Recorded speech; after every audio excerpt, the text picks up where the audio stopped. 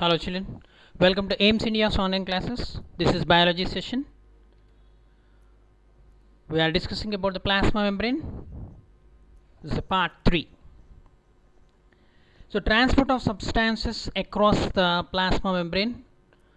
We have come across different experiments, simple experiments we have done in the previous 2 classes. So let us recall.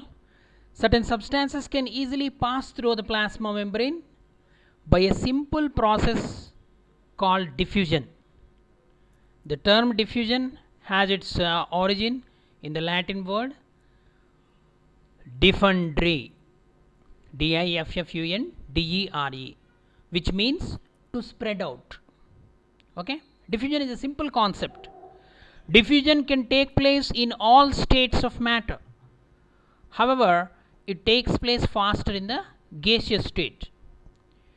Diffusion is the movement of solute particles from a region of high concentration to region of low concentration. For example, gaseous exchange between the tissues and blood capillaries, which takes place by diffusion. The cells produce carbon dioxide when we respire, isn't it? The concentration of carbon dioxide is greater in the cells as compared to the blood present in the capillaries.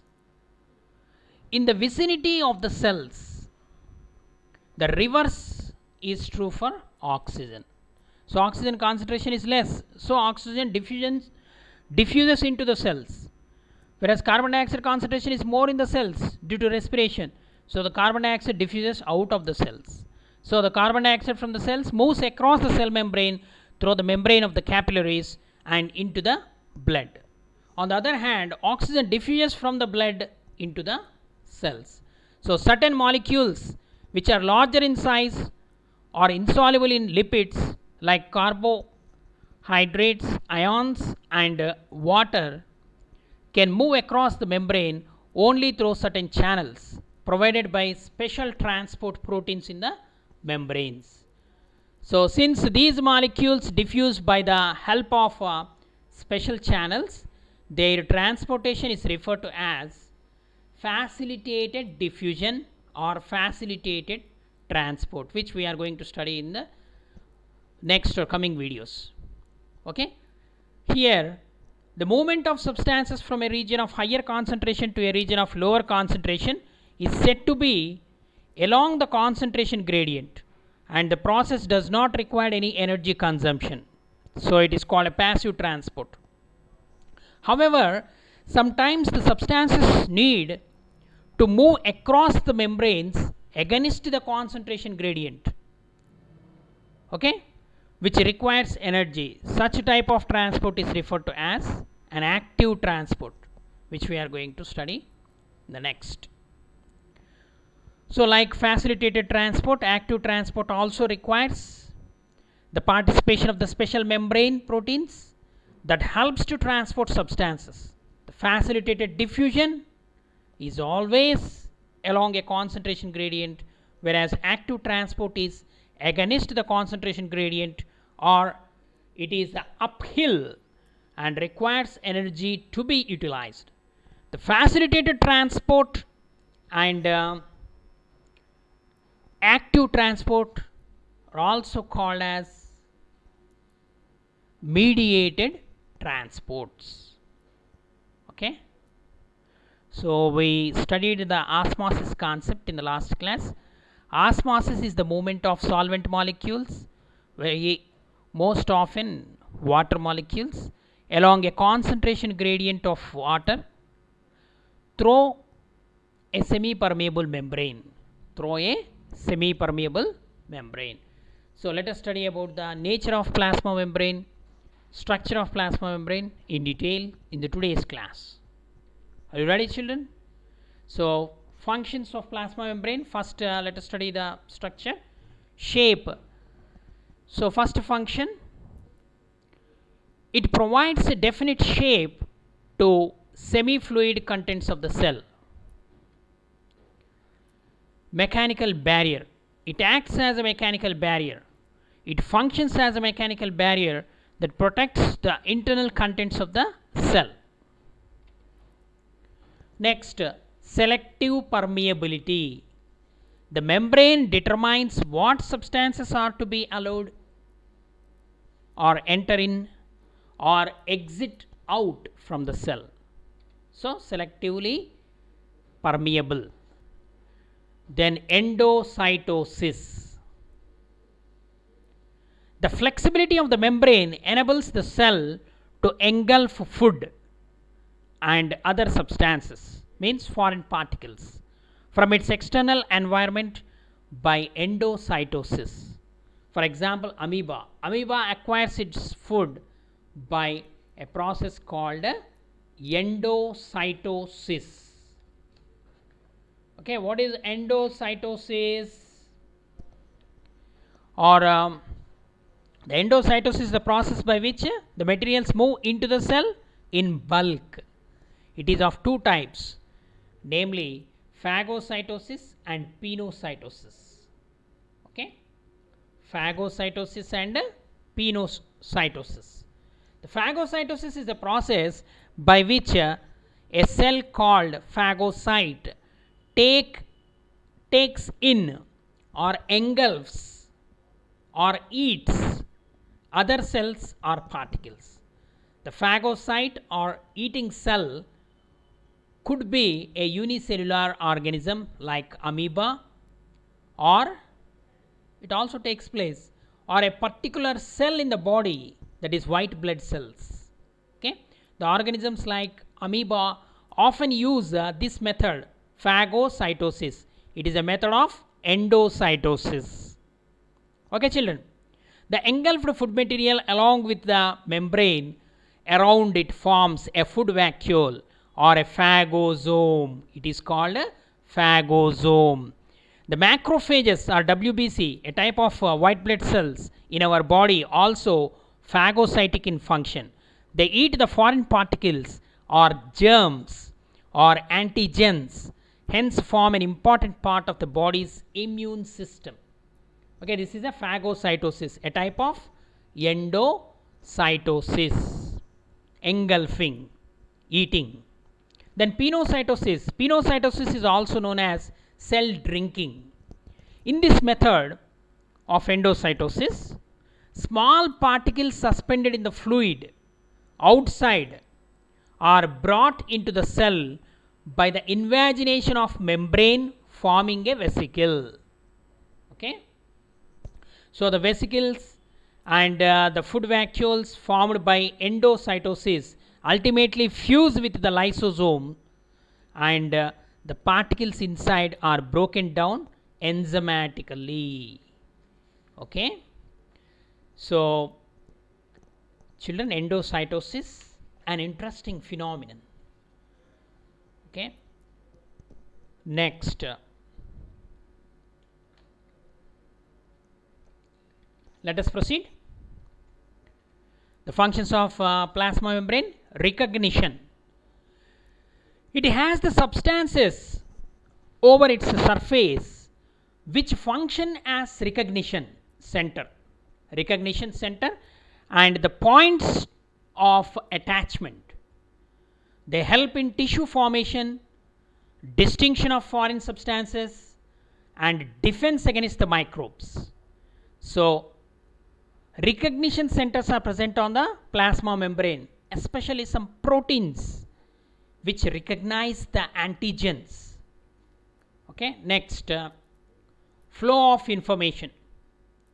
Plasma membrane provides for flow of information amongst different cells of the same organism.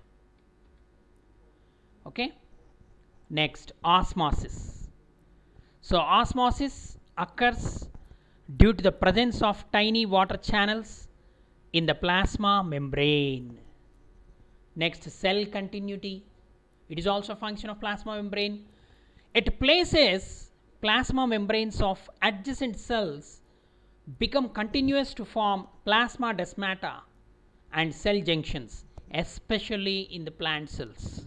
Okay, continuation. Plant cells plant tissue, cell to cell attachment through plasma desmata, okay. Transport across the membrane. Another function, specialization. Plasma membrane modified to form different functions. Example, absorption in the microvilli.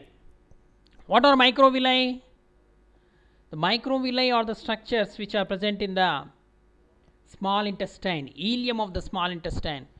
They helps in the absorption of digestive food materials. Digested, the products of digestion are absorbed through this microvilli by means of this plasma membrane. The membrane acts as a physical barrier between the organelles of a cell and the cytoplasm, and between the cells and its surrounding environments.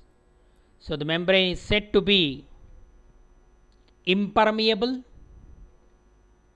permeable, semi-permeable, selectively permeable. Wonderful membrane. Impermeable. If the substances do not pass through the membrane, then the plasma membrane is acting as impermeable. Okay, you know, during the filtration of materials in the nephron of the kidney, if all the substances, glucose, RBC, all the substances are permitted, they go out, they come along with the urine. There it is acting as a impermeable. Then permeable. If the substances, both solute and solvent, can pass readily through the membrane, then it is called a permeable membrane. Okay. Next, semi-permeable. Semi-permeable means if the substances is permeable to solvent but prevent the passage of solute particles, then it is semi-permeable. Okay, then selectively permeable. If the membrane allows the passage of the solvent and some selected solutes, then it is selectively permeable. So here the terms semi-permeable and selectively permeable are often used as synonyms. However, the term semi-permeable describes the ability of the cell membrane to allow certain substances to pass through and does not allow the rest, whereas the selectively permeable, on the other hand, describes the extreme selective nature of a membrane, wherein if the specifically chooses this plasma membrane specifically chooses certain molecules to pass, hence at one place in the body, the cell membranes may be actively involved in transporting sodium ions, whereas at other places they will not, as per the requirement of the cell. So this transport cannot be described as spontaneous. The movement of water across the membranes is more spontaneous through the water channels present in the plasma membrane. So when we describe the movement of water through osmosis, the term semi-permeable for cell membrane is more appropriate. Okay, children. Now another activity we come across. The materials required, 3 beakers. We need 3 beakers. And a petri dish, salt, dilute hydrochloric acid, or we can also use toilet cleaning acid, 2 equally sized raw eggs, cloth to wipe, cotton cloth especially, a strip of paper for measurement, 1 tablespoon.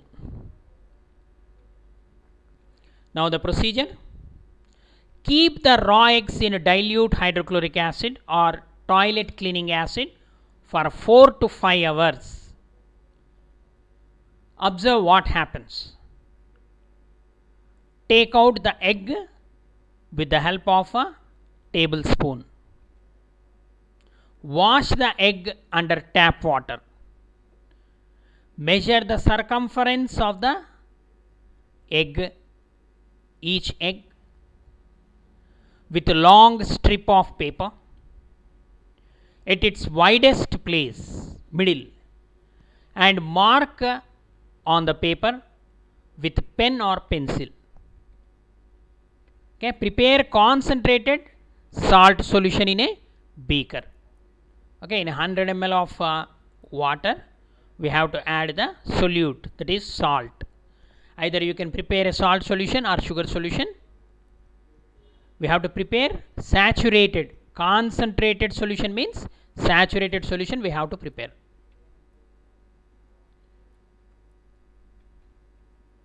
So here what we have done, we have taken an egg and we dissolve that egg in a hydrochloric acid, dilute hydrochloric acid or toilet cleaning acid. How many hours? 4 to 5 hours. So the shell is dissolved and now the egg is somewhat deshelled egg in a salt solution or deshelled egg in tap water. 2 beakers we have taken. So now place 1 egg. We have to prepare the 2 eggs. Then place 1 egg in a beaker with tap water and place the other in salt water.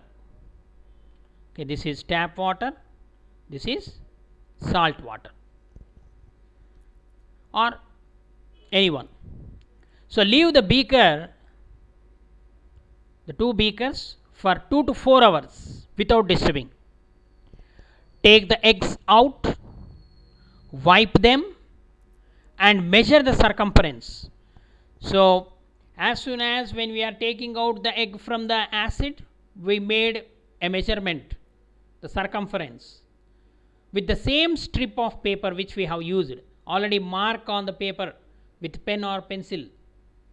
Okay, same paper again you mark the circumference. Do you find any difference in the circumference of the egg? The egg placed in the salt water shrinks. The shrinking is due to the water molecules move out of the egg, okay, through the membrane. The egg placed in the tap water swells. The swelling is due to entry of water molecule from the beaker into the egg through the membrane. Okay, these are due to osmosis. In the first case, when you place it in the salt water, exosmosis takes place. In the second, endoosmosis, means when you place that egg in the salt water, water molecules leaves the egg through the membrane. When you place the egg in the tap water, water molecules enter the egg through the membrane. Okay, the circumference decrease in the first case, circumference increase in the second case. Okay, now the lab activity 3. The process in which water molecules leave the cell is called exoosmosis. What is exoosmosis? The process in which water molecules leave the cell. The process in which water molecules enter the cell is called endoosmosis. Endo, enter. Okay, exo, exit. Like that you can remember. Now preparing a semi-permeable membrane. When you break a boiled egg, you might have observed a thin transparent layer surrounding the egg white. Okay, a transparent layer, thin layer surrounding the egg white. So this is the layer which prevents free entry of materials into the egg. So that layer acts as a plasma membrane. Only certain materials are allowed to enter into the cell. Thus the membrane is called semi-permeable membrane. An egg membrane is a semi-permeable membrane. It acts as a plasma membrane. Okay. See here, the egg membrane. The membrane you need to take. Boiled egg, outer membrane after removing the shell.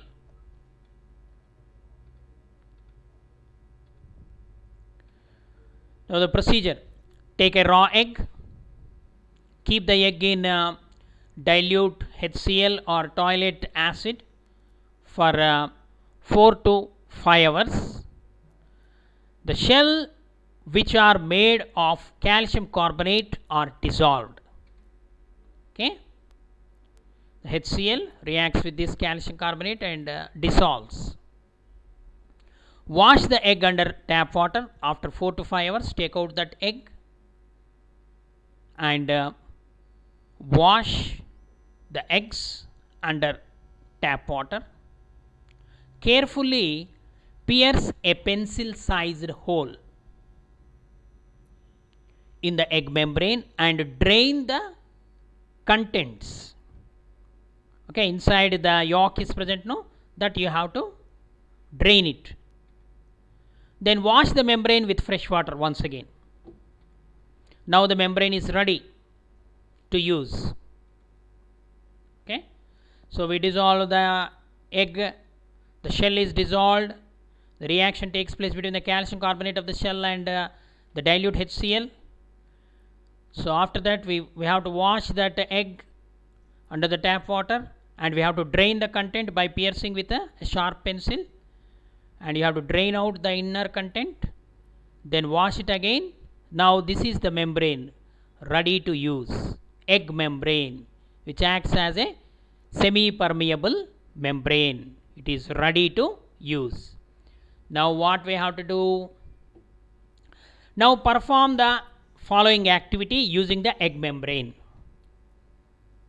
The materials required: 2 egg membranes we have to take, then 3 beakers, sugar, water, thread, measuring jar, disposable syringe. Okay, these are the materials required: 2 egg membranes, 3 beakers, sugar, water, thread, measuring jar, disposable syringe. Take 1 egg membrane and fill it with 10 ml of saturated sugar solution. Here the term saturated is used, means concentrated sugar solution.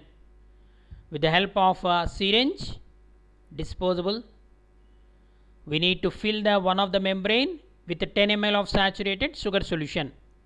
Okay, tie its mouth with a thread. Okay, now we prepared a bag of the membrane, inside 10 ml of sugar solution, saturated sugar solution. Next, take 100 ml of tap water in a beaker and keep the egg membrane in fresh water beaker. Leave it overnight. So what we have done? We prepared an egg membrane, and in that egg membrane 10 ml of saturated sugar solution is taken and tied with a thread. So that egg membrane with sugar solution kept in a beaker containing 100 ml of tap water, fresh water.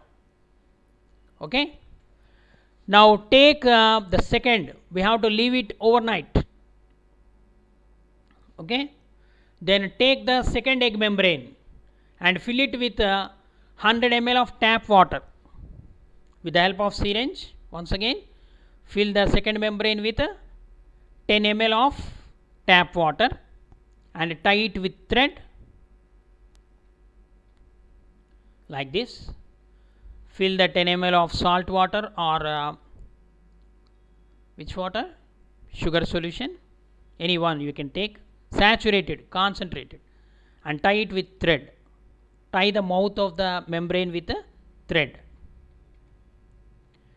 Now the egg membrane is placed in fresh water in the first beaker, whereas in the second beaker another membrane which we prepared filled with tap water.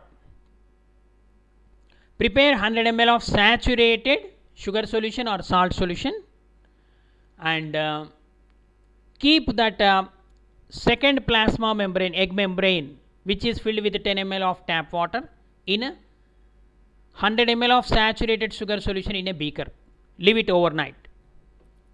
Okay. Now measure the contents of egg membranes and beaker and note in your book before experiment. Okay. Measure the contents of egg membranes and beakers and note it in your notebook. Now the next day give reason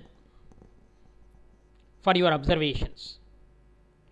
Okay, in both the egg membranes 10 ml content, in one egg membrane saturated sugar solution, in another egg membrane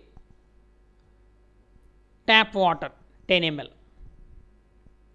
Okay, so next day when you observe the egg membrane with 10 ml of saturated sugar solution placed in the beaker containing 100 ml of water, you mark the levels already.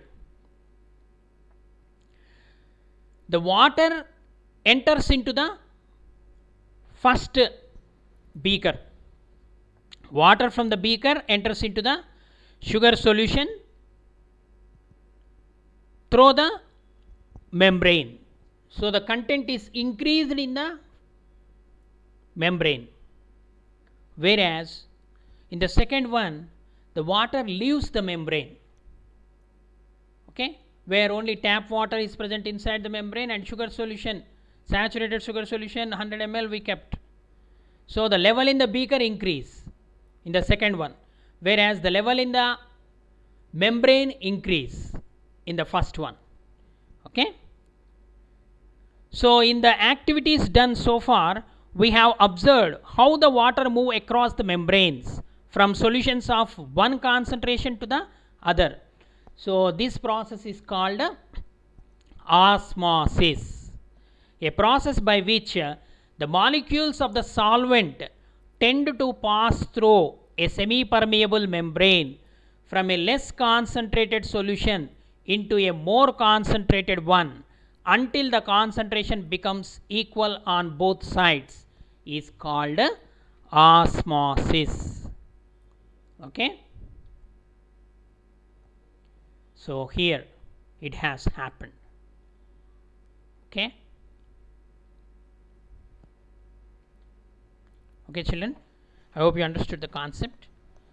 The concept of so before ending, once again let us recap the definitions which we come across.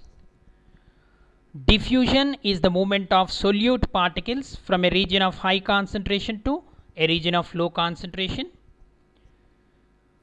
Next, osmosis, the movement of solvent molecule across the semi-permeable membrane from a region of here across the semi-permeable membrane we are using the term, okay, from a region of high concentration to region of low concentration of solvent. Okay, here two definitions we come across. Okay, it is referred to as osmosis, and a solution that is dilute or has more water molecules than what is present in the cell is said to be hypotonic with respect to a cell. Hypotonic. More we are going to discuss in future. A solute or a solution that has less water than what is present in the cell is said to be hypertonic with respect to the cell.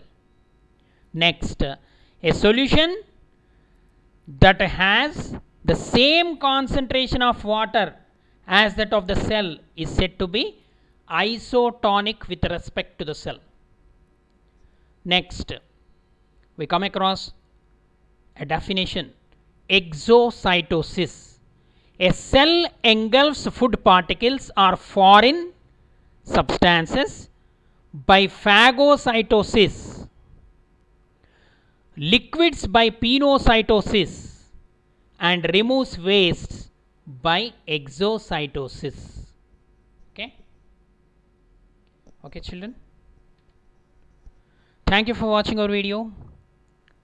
Please subscribe our channel and press the bell icon for receiving latest updates.